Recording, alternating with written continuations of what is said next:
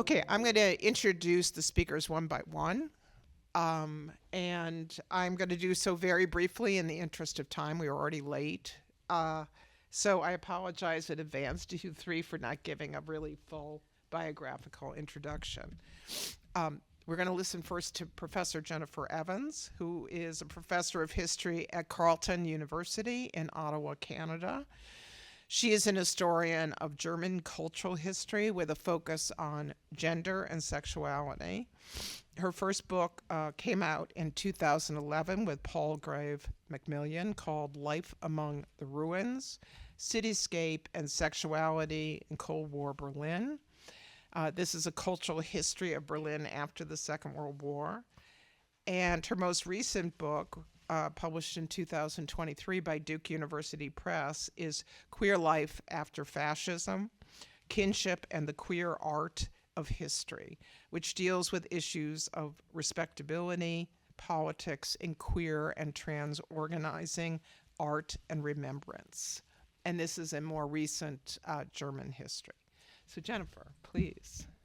Thank you. I'm just going to jump right in and thanks everyone for your attention on, this is Sunday morning, and the organizers for the invitation. So it's in June of 1960, just up the road from here, about a 5 hours drive, that a city was rocked by riots. Demonstrators in the port city of Genova had taken to the streets in protest of the collaborations between the neo-fascist Italian Social Movement Party and the government of Prime Minister Fernando Tambroni, a Christian Democrat. As a stream of students and workers passed by a monument to the partisans killed opposing Mussolini's regime, they were taunted by the Carabinieri. The order to charge was given, a well-apportioned riot squad was unleashed, many with right-wing sympathies, and they took on the crowd. A melee ensued, the protesters sought cover, and Genoese citizens apparently helped provide cover by throwing household items out of their windows, as apparently they are wont to do in moments like this. It was at that moment that Lisetta Carmi stopped her piano lessons. She was no stranger to fascism. Music was a passion that buoyed her through dark times, as in 1938 when she had to leave school with the introduction of Italy's anti-Semitic racial laws, or when forced to flee on foot to Switzerland.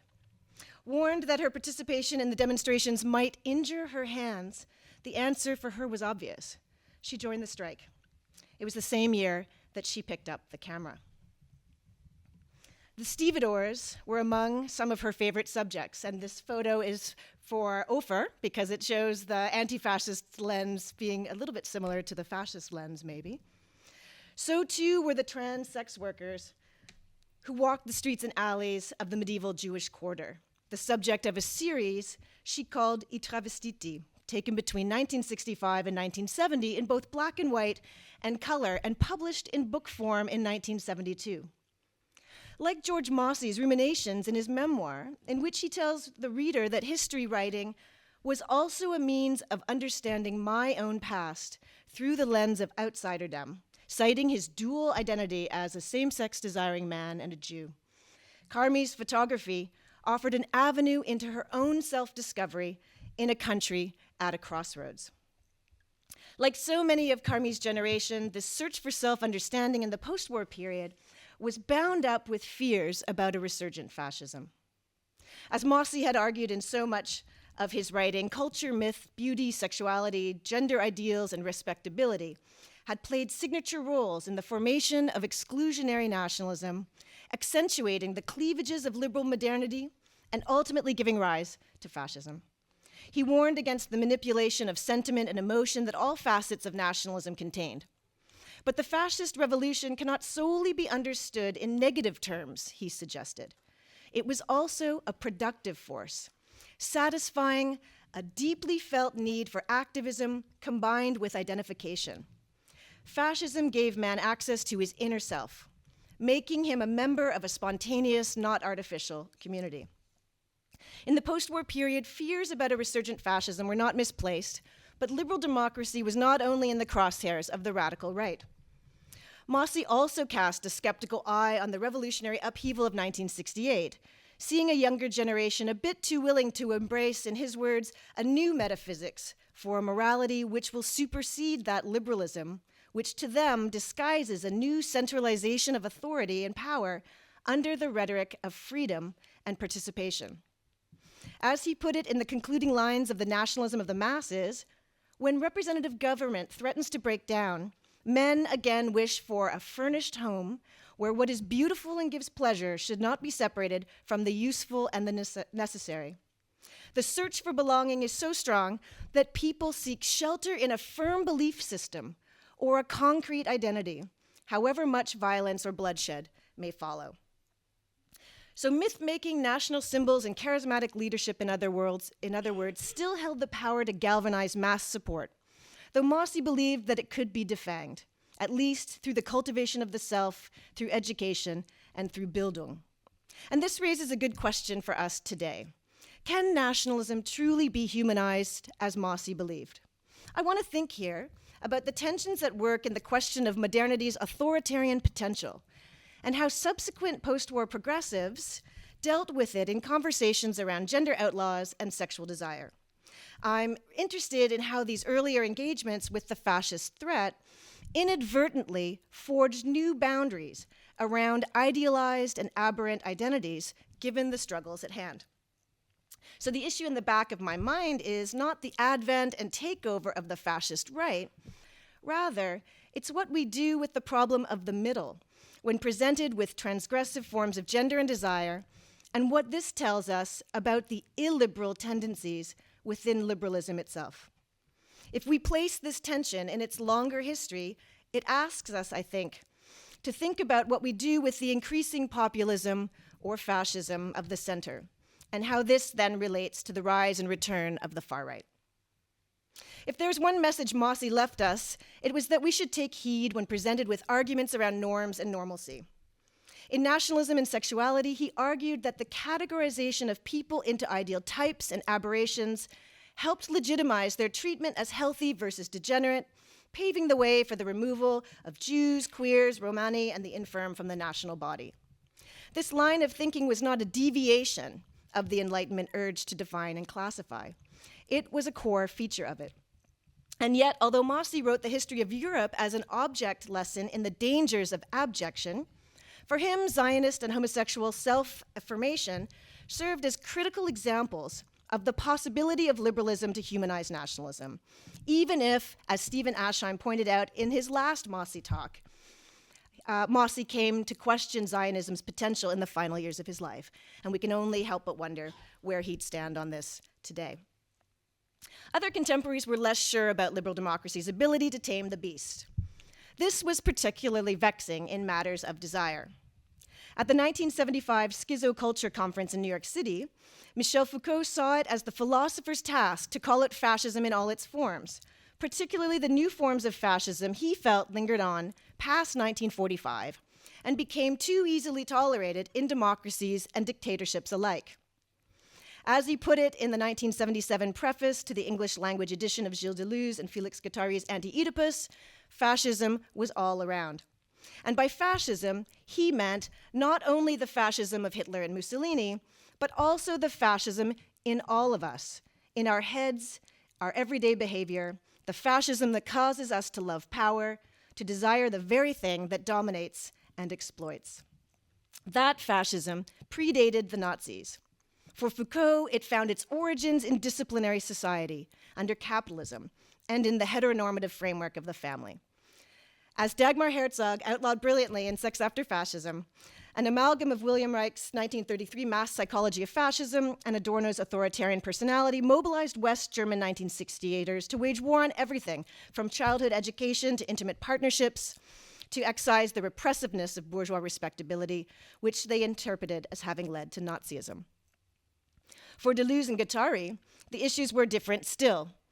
In what Foucault thought should be read as a book of ethics for how to live an anti-fascist life, Anti-Oedipus is a plaidoyer for the productive power of desire as a world-making force, capable of eschewing hierarchy. Their materialist psychiatry emerged at a critical juncture in a Europe that was polarized along East-West lines, undergoing the pressures and aftershocks of spontaneous student movement activism and the first pangs of neoliberal economic planning. In arguing for a free-flowing sense of desire before the self becomes constrained through capitalism, the family, and the social, Anti-Oedipus harkens back to interwar debates about the popular appeal to fascism on the right and how the collective revolutionary will of the Russian Revolution on the left coalesced into dogmatism. It highlights the material role of colonial violence in disrupting the individual and collective psyche, and it offers the beginning of an anti-identitarian critique of the assumptions circulating in the liberationist rhetoric of the time around what resistance might look like beyond bounded identity categories. Perhaps their biggest contribution is in showcasing the role of micro-fascisms rooted in everyday practice, and how the unceasing ebb and flow of desire as a life force disrupts efforts to rein it in. In its multivocal mashup of ideas and voices, it took on the core tenets of Western philosophy, offering radical possibilities for how to think about the individual's potential for freedom and joy in an unjust world. There's a reason why this text has bubbled up time and again for new audiences. At the time it was written, it spoke back to contemporary discussions about domination, control, and authority in a period of intense social political turmoil, including the repressive response of the Communist Party in France to the radicalism of its students and workers. It was taken up in the 1990s as part of queer and trans theory for its multi-directional, denaturalized, and even post-human commentary on identity and desire. In their theory of schizoanalysis, desire could be many things at once: destabilizing, repressive, counterproductive as well as productive, rational and irrational, acted upon and resistant.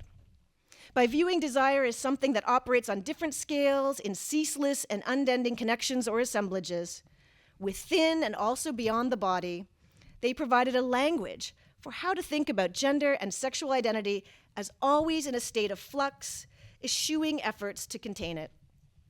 According to this thinking, minority groups, queers, trans people, women, and colonized people needed to resist a politics that was predicated on a stabilized identity as a means of securing recognition by the majority. Instead, and here Deleuze would say more directly in 2004, in Difference and Repetition, thinking along with the writer and activist Guy Hockenheim, who helped found France's Front Homosexuel d'Action Révolutionnaire, activists should remain open to all sorts of possible new relations, micrological or micropsychic, essentially reversible, transversal relations with as many sexes as there are assemblages, without even excluding new relations between men and women. And here, he went on to itemize S&M relations, cross-dressing, Fourier's 36,000 forms of love, and the so-called N-sexes, or neither one nor two sexes, as being what he had in mind. As they said famously, making love is not just becoming as one or even two, but becoming 100,000, because we always make love with worlds. It need not even be limited to humans. Desire is something a bureaucrat can feel for their labor. It transcends bodies, parents, and patriarchy. Queering or transing desire, Deleuze would call it transmutation, denaturalizing unidirectional and dyadic subject-object relations in favor of open-ended multitudes. They expanded the social to include all kinds of utterances, which is their language, all kinds of configurations of bodies and desires. Opposition to this state of continual becoming, or the regulation of these ever-moving parts, is fascism in its totalitarian, Stalinist, and capitalist logics. Recognition is not the point. Transforming society is. It's useful to think back to Lisetta Carmi's thoughts here for a moment on her photography of the transvestiti, for it was in this spirit that she also saw in the sex workers of Genova the continual re-signification of womanhood as a state of constant becoming. And this is Audrey in front of a portrait by the Mannerist painter Branzino, with so much going on that I don't have time to deconstruct here, but it's a fabulous photo. There's much one might say about the French philosophical conversations around non-normative sexuality and subjectivity in relation to fascism. It is certainly not the way that George Mosse spoke about these things. But it's important to recognize the search for historical models and interpretive tools as reflective of a more generalizable mood in the post-war decades when confronted with the possibility of another authoritarian turn. Where Mosse looked to history and nationalism for answers, Deleuze and Guattari to psychoanalysis and literature, other social critics turned to art and film to make sense of the fascination with fascism in the 1970s. In her infamous 1975 essay in the New York Review of Books, republished in 1980 and under the sign of Saturn, Susan Sontag took aim at what she felt was an aestheticization of Nazism in contemporary art, and we heard some of this from Alyssa a few days back. Opening that essay with the critique of the fascist aesthetics in Leni Riefenstahl's Nuba photography, and you'll notice I'm not putting a photo up of that series for reasons, so just pointing that out.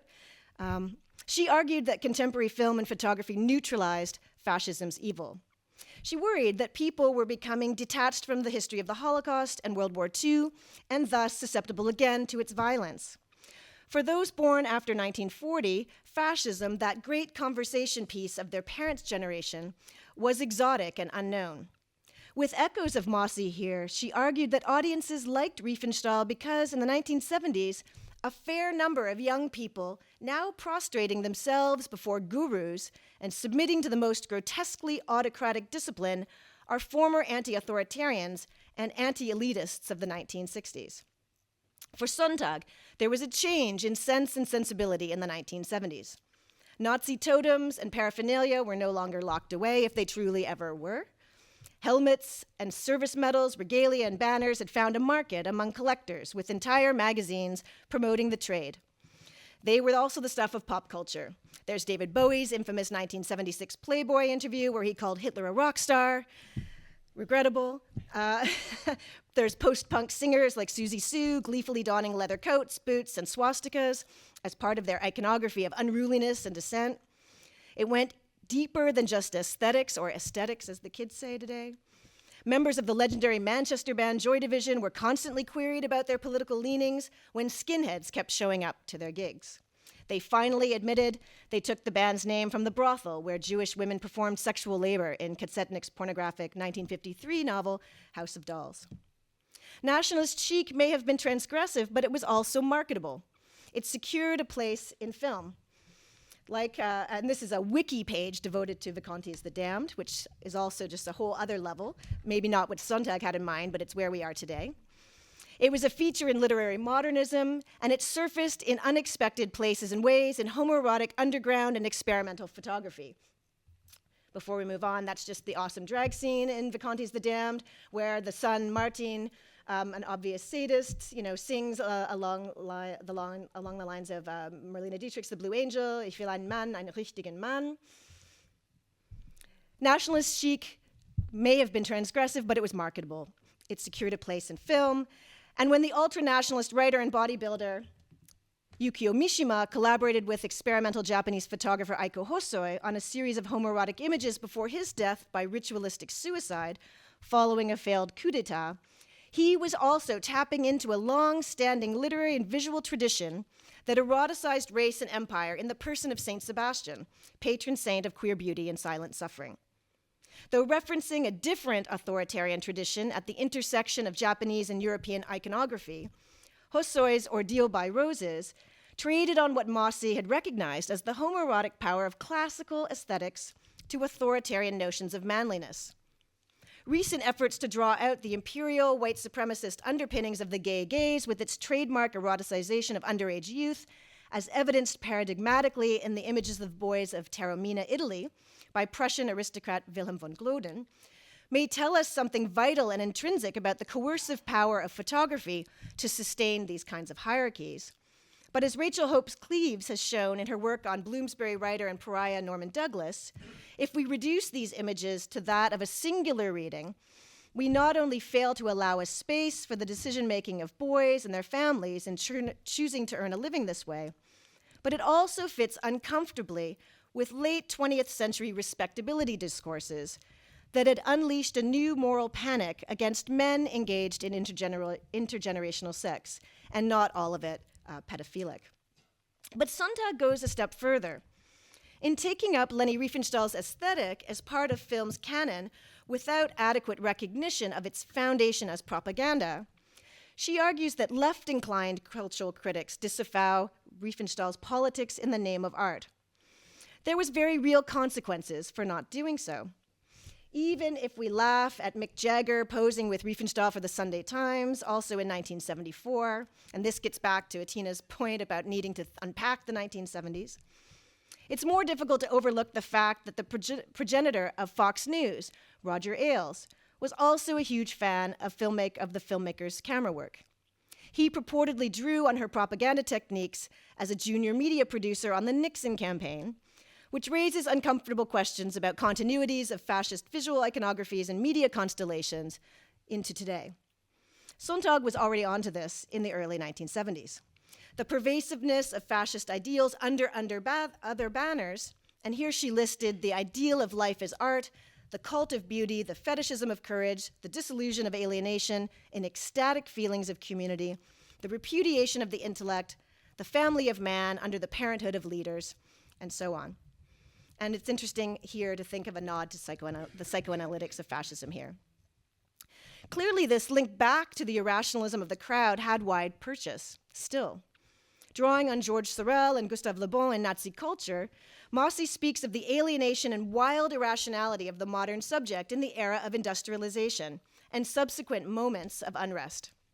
Unlike Marx and Engels, who believed in the inherent goodness and rationality of people, Mosse argues Hitler was able to capitalize on social and political excess to tap into what Le Bon had called the unconscious personality that turned crowd-mindedness into full-on anti-Semitism. The so-called political Freudians of the interwar period also drew in their different ways on this inner-outer conflict as central to the mass psychology of fascism. Meanwhile, Deleuze and Guattari saw the potential for social and political phenomena to generate micro and macro-level fascist affects, though critically their definition of desire as pure multiplicity was an effort to find a third way. But for the cultural critic in Sontag, who was forever marked as a young girl of 12 by the Holocaust photos she stumbled upon in a California bookshop, it was a short leap from the cult of beauty and irrational desires to outright fascism. And here it was not text, but images that would be the gateway. In seeking to understand the allure of pornography, she reads her generation's fixation with the far-out sex of Nazism less as a feature of forgetting the recent past.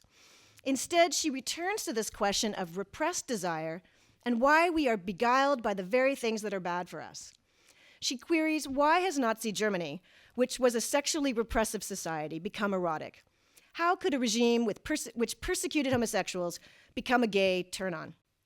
Her answer is worth lingering over for the way it utilizes a particular optics of desire to make her point. Hitler's vision of leadership was mastery over the unruly masses, which she genders as feminine, not unlike the crowds in Triumph of the Will. It was the visual assault on the senses, she characterizes, that served as a kind of rape, as when director Leni Riefenstahl trained her cameras on the throngs of baying women as the leader makes the crowd come. And those are Susan's words and not mine, but fun for 9:36 in the morning. Interestingly, leftist movements are largely anodyne and asexual in their imagery. Right-wing groups, however puritanical and repressive the realities they usher in, have an erotic surface. Nazism is to a great extent sexier than communism, which she adds is not to say that, not to the Nazis' credit, but rather shows something of the nature and limits of the sexual imagination. A sexual imagination she locates in the visual field. Years before, she would argue that photography cannot serve the purpose of empathy, cannot allow us to feel the pain of others. She already landed on the medium's coercive potential. But she expands outward too, away from the visual field to the realm of fantasy and then to subcultural practice. To bring the point home, she suggests it's useful to remember that there is a natural link between sadomasochism, fantasy, and fascism. And let's think back to Martin's character in The Damned for a second. Whereas Sade had to invent dehumanizing traditions in his theatrical sex play, today's practitioners have an entire repertoire at their fingertips. The color is black, the material is leather, the seduction is beauty, the justification is honesty, the aim is ecstasy, the fantasy is death. She was not alone in making these associations.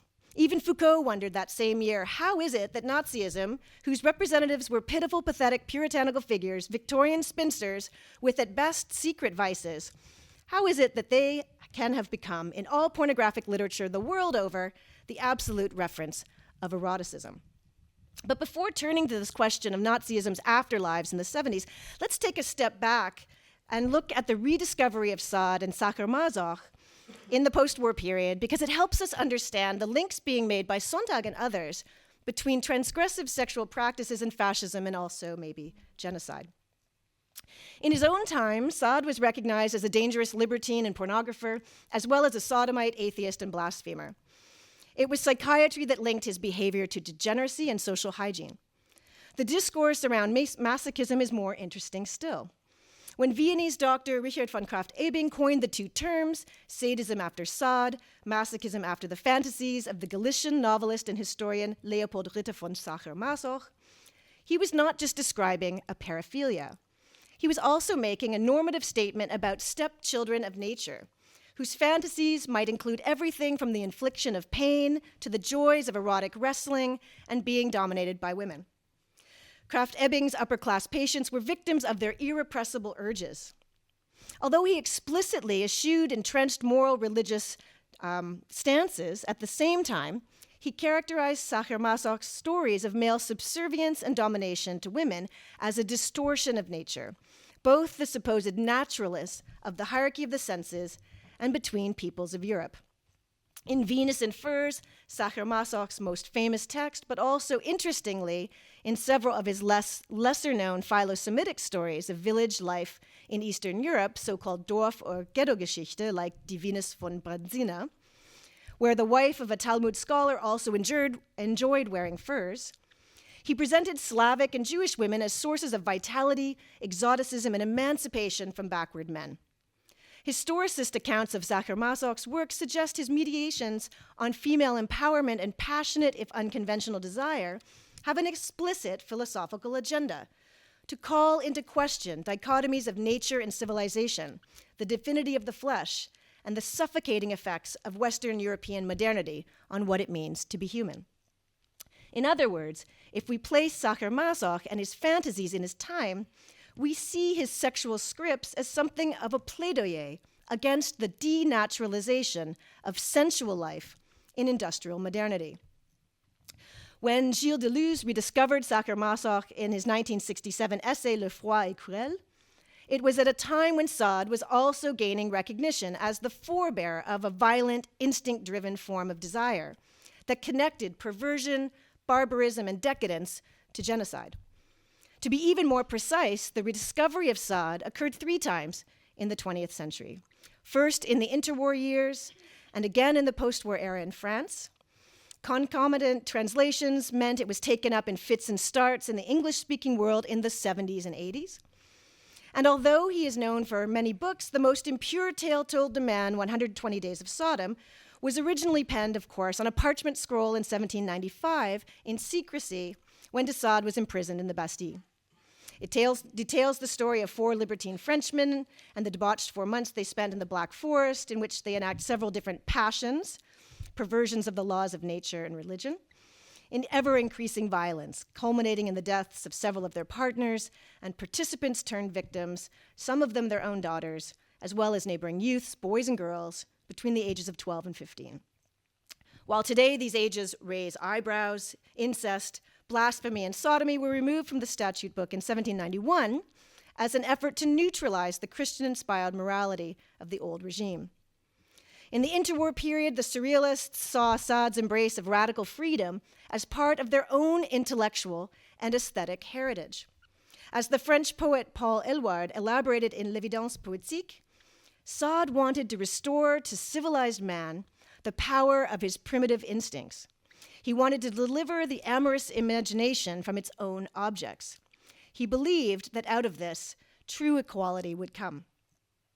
Writing in 1930, Georges Bataille saw the surrealist veneration of the French libertine as nothing more than primitive hero worship, an anodyne interpretation of Sade's thinking. But writing at greater length in his 1957 Eroticism, at a time when France was heavily debating censoring Sade's oeuvre, he was even more adamant that there was critical lessons to be learned from his texts about sex as a limit experience, as part of modern subjectivity. Man's propensity for violent sex, and for rape even, was a part of nature and not an aberration of it. Here, Bataille was not alone. In a contentiously received essay published in 1951-52, Simone de Beauvoir argued in Must We Burn Sade that the text in and of itself, in its infinite ugliness, nevertheless reveals something of truth about the true nature of man's relationship to man, especially the ethical risks associated with a sexual desire at the limits of freedom. While Magnus Hirschfeld had expounded upon the sexual lives and fantasies of the people who sought his counsel, allowing them to document in their own words and images the nature of their desire, the war changed the state of play. When sadism and masochism came roaring back into view in the post-war period, it wasn't the humanizing language of Hirschfeld's sexology, but the pathologizing discourse of social psychology that linked Nazism to barbarism and state violence to genocide as part of this larger critique of modernity. We see this in 1945 in Allemand Sadique, when French sexologist Henri Drouin argued that the most hereditarily embedded sentiment in the German soul is cruelty, and the modern and policed form of cruelty is sadism. Connections between Nazism, sadism, and homosexuality surfaced in the work of Theodor Adorno in his 1951 paper, Freudian Theory and the Pattern of Fascist Propaganda, and then later again in Minima Moralia, where he argued that the hypermasculinity of Nazi men masked what was in actuality their latent homophobia and sadism. And we see some of this also coming through the authoritarian personality as well. Though Herbert Marcuse was among the few who rejected connections between sexual perversions, torture, and genocide, Sade played a central role in Horkheimer and Adorno's Dialektik der Aufklärung. As they said in their preface, their aim was nothing less than to explain why humanity, instead of entering a truly human state, is sinking into a new kind of barbarism.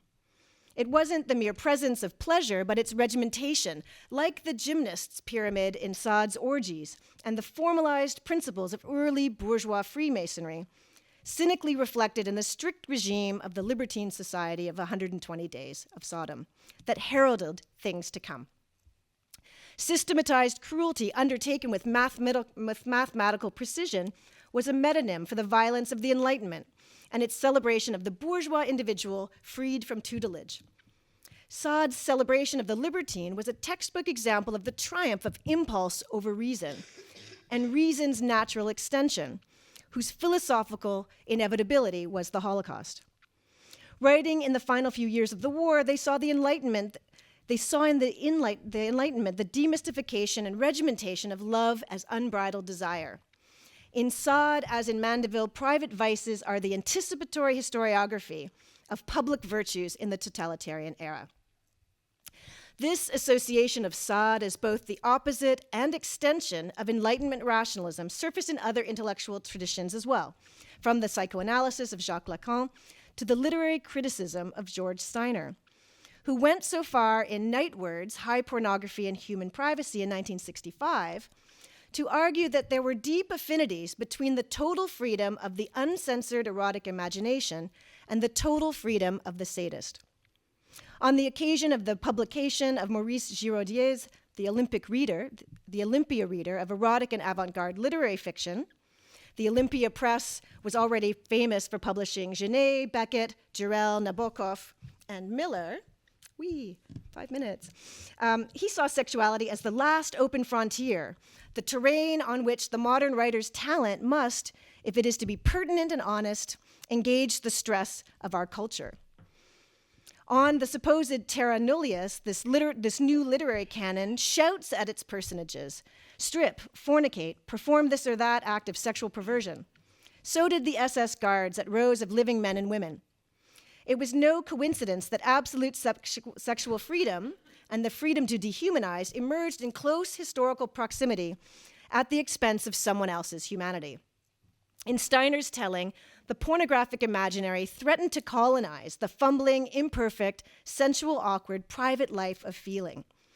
And while he may have a point about the manipulation of the senses in mass culture, it's not insignificant that his critique turned on the sadistic impulse of the Nazi perpetrator of genocide at precisely the same time that notions of sexual propriety were under the microscope in legal and medical reforms across much of the world, while at the same time the Holocaust itself was being broadcast through successive war crimes trials. When Sontag raises the specter of a natural link between sadomasochism and fascism, eroticizing Nazi violence and abuse, she's tapping into long-standing tropes that had been swirling around since the interwar period. While her focus on the commonplace of Nazi aesthetics is aimed at film and mass culture, she also takes up the homophobia that was frequently embedded in much of this critique. Seen this way, Fascinating Fascism is about art and fascists' imagination and actual social and cultural practices, whether cruising, S&M, or BDSM. And indeed, in gay aesthetics of the era, this is the moment when we start to see the blurring of these boundaries, and we can think of Yukio Mishima again in the Hosoi series. We can think of Herbert Tobias, who I've written a lot on, and the sort of emergence of the leather scene.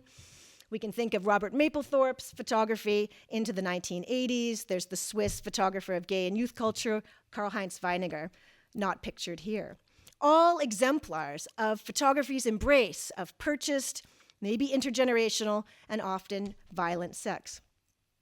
But the fixation of this gay male gaze on harder, fascistic masculinities had other purposes as well, chiefly as a kind of visual code shift away from the slender, effete, soft masculinities found in the publications of the international homophile movement that had advocated social change through respectability. In actual leather communities, Nazi fantasy served as a shorthand for anti-bourgeois, morally unrestrained, consent-driven sex. Suggesting these examples of art meets life are not just perverse, not just violent, but sometimes even tangentially imbricated in genocide, Sontag not only passes judgment on consensual, if challenging, forms of pleasure, but she also fails to see the complex way in which this imagery worked to stake legitimate claims to representing sex and desire differently in the public sphere. And in the remaining few minutes that I have, I'm going to shift away from this to a more, it's not contemporary, but it's contemporaneous to some folks in the room, conversation around, again, the demonization of certain forms of sex, certain forms of transgression, and how that maybe links us to some of the ideas circulating in anti-genderism and anti-trans stuff today. So this link between Nazism and sadism would also preoccupy radical feminists in a series of culture wars that ensured the question of pornography and sexual practice remained center stage in Europe and in the United States as well. In 1976, when radical feminist Andrea Dworkin organized demonstrations in New York City against the film Snuff, it had a ripple effect in lesbian visual art communities and would go on to make an indelible mark in some of the signature debates in art criticism and women's history, and involving some of the people in this same room. Wow, bring back Gail Rubin. Gail's not in the room, sadly, and neither are her chaps, but wouldn't that be an awesome thing? While anti-pornography activists saw depictions of sexuality in women's bodies in film and photography as visual embodiments of male lust and power, lesbian feminists like T. Corinne and proponents and practitioners of BDSM, like the University of Michigan anthropologist Gail Rubin, pictured here, claimed it was nothing short of a full frontal assault on sexual freedom. Things got particularly ugly at a 1982 conference at Barnard College in New York City. Barnard, a private women's liberal arts college in Morningside Heights across the street from Columbia, agreed to host the Scholar and Feminist Conference, the 9th meeting since 1974. The theme that year was women's sexuality. Organized as a response to the growing rightward turn in American politics, it's best known for the outrage it provoked among the city's anti-pornography activists who had coalesced into the Women Against Pornography movement, or WAP, and cut their teeth in picketing peep shows and in Times Square. The conference went down in history as a watershed moment. I choose my words with purpose. Went down in history as a watershed moment in US academic feminism.